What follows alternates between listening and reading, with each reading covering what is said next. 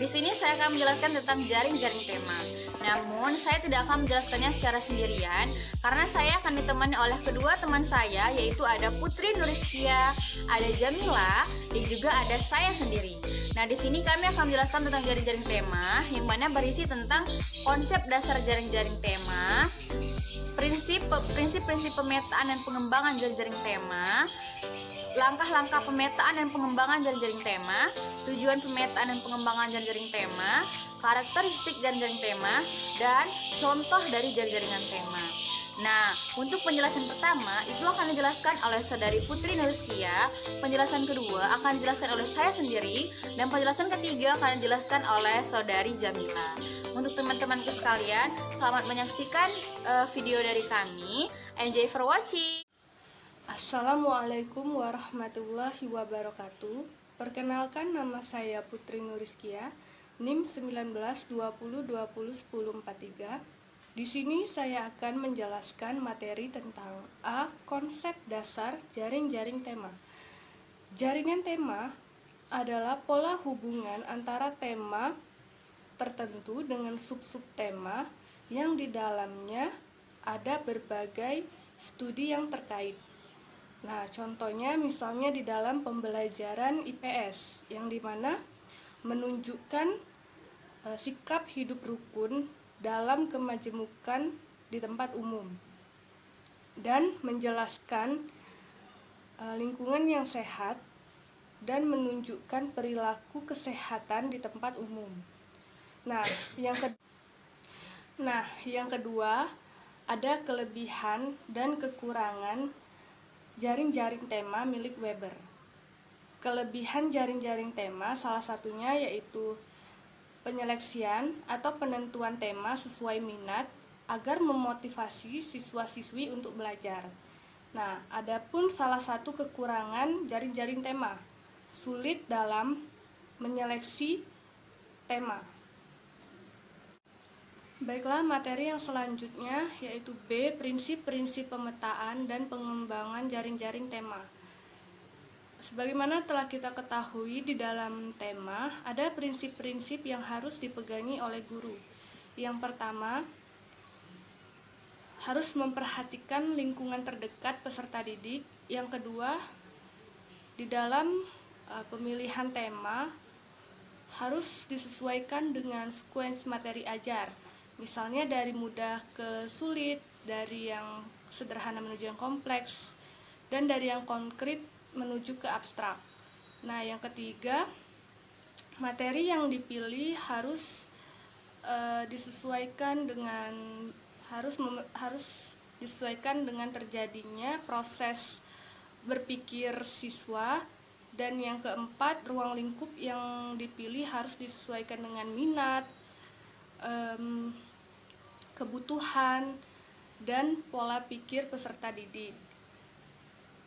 Nah, adapun prinsip-prinsip pemetaan dan pengembangan jaring-jaring tema menurut tim pusat kurikulum dalam Departemen Pendidikan Nasional, yaitu salah satunya ruang lingkup peserta didik harus disesuaikan dengan usia peserta didik, dan juga di dalam pengembangan harus disesuaikan dengan minat dan juga kebutuhan. Baiklah, mungkin itu saja materi yang dapat saya sampaikan. Kurang dan lebihnya saya mohon maaf. Kepada Allah saya mohon ampun. Wassalamualaikum warahmatullahi wabarakatuh. Baik, perkenalkan, nama saya Nora Citrariani. Saya akan melanjutkan ke materi selanjutnya, yang dimana saya akan menjelaskan tentang langkah-langkah pemetaan dan pengembangan jaring-jaring tema, dan juga tujuan pemetaan dan pengembangan jaring-jaring tema. Oke, untuk pembahasan pertama yaitu langkah-langkah pemetaan dan pengembangan jaring-jaring tema. Di dalam jaring-jaring tema ini ada beberapa langkah yang dapat dilakukan. Yang pertama yaitu menentukan tema. Nah, dalam menentukan tema ini ada dua cara yang dapat dilakukan, yaitu dengan cara induktif dan juga dengan cara deduktif. Nah, kalau dengan cara induktif ini itu maksudnya dengan cara mempelajari kompetensi yang ada pada masing-masing mata pelajaran, kemudian menentukan tema yang sesuai dengan tuntutan kompetensi tersebut. Nah, kalau dengan cara deduktif itu maksudnya menentukan tema terlebih dahulu sebagai pengikat keterpaduan, kemudian dilanjutkan dengan menghubungkan materi pelajaran yang sudah ada. Dan di dalam menentukan tema ini, guru juga dapat melakukannya bersama peserta didik sehingga sesuai dengan kebutuhan dan kesenangan dari peserta didik tersebut. Untuk langkah yang kedua itu adalah menginventarisasi materi-materi yang masuk atau sesuai dengan tema yang telah ditentukan. Nah, langkah ini sebenarnya tidak terlalu rumit karena pada pertemuan sebelumnya telah dilakukan pemetaan terhadap materi-materi yang akan dijadikan bahan pembuatan jaringan tema. Berlanjut ke langkah yang ketiga, yaitu mengelompokkan materi-materi yang dicatat ke dalam rumpun mata pelajarannya masing-masing. Hal ini untuk mempermudah mencari keterkaitan tema dengan mata pelajaran yang disajikan dengan menggunakan model pembelajaran tematik. Berlanjut ke langkah yang terakhir, yaitu langkah yang keempat, di mana langkah keempat ini menghubungkan materi-materi yang telah dikelompokkan dalam rumpun mata pelajaran dengan tema. Pola hubungan antara tema dan rumpun materi tersebut diilustrasikan dengan sebuah bagan atau diilustrasikan dalam bentuk bagan. Nah, itulah tadi langkah-langkah dalam pembuatan jaring-jaring tema. Nah, untuk pengembangannya sendiri itu jaringan tema ini dikembangkan sesuai dengan alokasi waktunya. Oke, setelah membahas tentang langkah-langkah pemetaan dan pengembangan jaring-jaring tema, selanjutnya itu membahas tentang tujuan pemetaan dan pengembangan jaring-jaring tema. Yang dimana setelah kita melakukan langkah-langkah pemetaan dan pengembangan jaring-jaring tema, maka kita harus mengetahui tujuan dari pemetaan dan pengembangan jaring-jaring tema tersebut. Yang dimana tujuan jaringan tema ini memiliki dua tujuan. Yang pertama, dengan terbentuknya jaringan tema, diharapkan siswa-siswi memahami satu tema tertentu dengan melakukan pendekatan interdisiplin berbagai bidang ilmu pengetahuan. Nah, untuk tujuan yang kedua, yaitu untuk mempermudah pemahaman, karena jaringan tema ini juga mengajari pembiasan agar siswa-siswi mampu berpikir secara integratif dan juga holistik. Nah, itulah tadi penjelasan dari saya. Lebih dan kurang saya mohon maaf. Penjelasan akan dilanjutkan oleh teman saya selanjutnya. Terima kasih. Assalamualaikum warahmatullahi wabarakatuh. Perkenalkan, nama saya Jamilah, NIM 1920201044. Di sini saya sebagai pemateri terakhir yang akan melanjutkan pemaparan materi sebelumnya yang telah disampaikan oleh Nora Citra Riani. Nah, adapun materi yang akan saya bahas di sini yaitu yang pertama tentang kriteria jaring-jaring tema dan yang kedua tentang contoh jaring-jaring tema. Baik, langsung saja. Nah, teman-teman, untuk membuat jaring-jaring tema yang baik, maka ada beberapa kriteria yang harus kita perhatikan.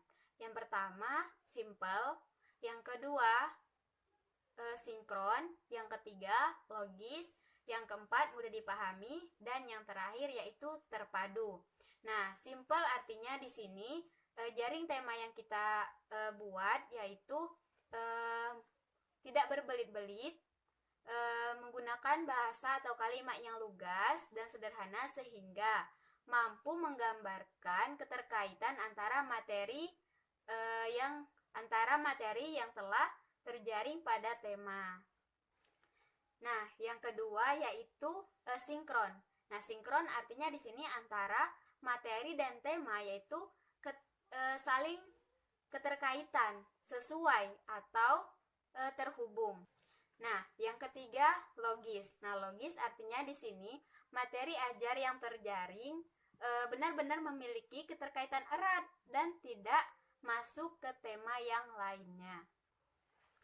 Dan yang keempat yaitu mudah dipahami. Nah, artinya tidak hanya penyusun saja yang mudah memahami atau mengerti jaringan ini, tetapi pihak lain juga dapat dengan mudah mengerti dan memahami maksud dan tujuan dari jaringan ini. Nah, dan yang terakhir yaitu terpadu. Nah, artinya Jaring tema yang dibuat menggambarkan materi-materi yang ada dengan tema yang dipilih. Sekarang kita ke poin E, contoh jaring-jaring tema. Nah, sebenarnya jika kita ingin melihat contoh dari jaring-jaring tema, itu banyak sekali pada buku tema. Baik tema kelas 1, buku tema kelas 2, buku tema kelas 3, sampai buku tema kelas 6. Nah, di situ pasti ada yang namanya jaring-jaring tema.